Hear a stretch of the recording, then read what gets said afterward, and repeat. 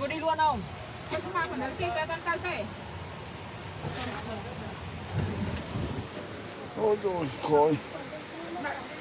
Nó pin nhẹ tiền đâu. Bay nhẹ tiền đó.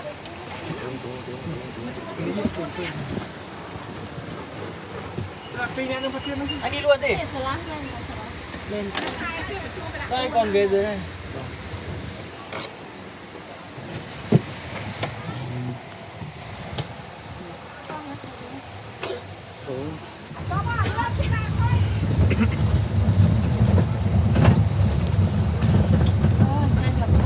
Này khách tự gửi tiền hả anh?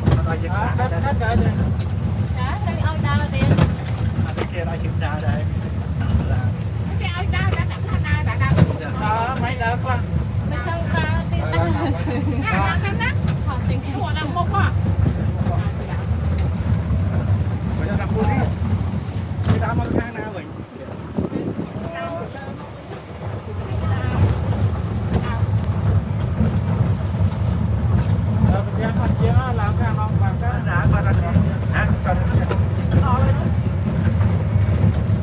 Hạt pran rồi, hạt pran đi mua cái đứa con.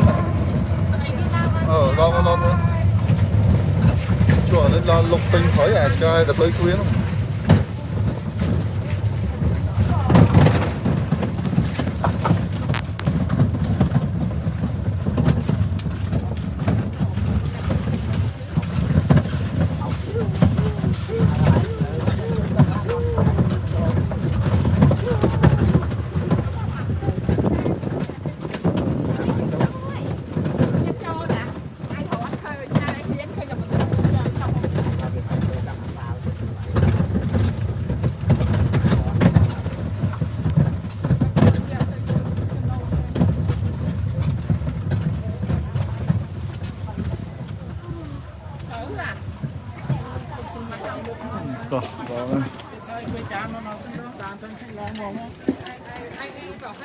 Nôm nữa các bạn. Cất lôi.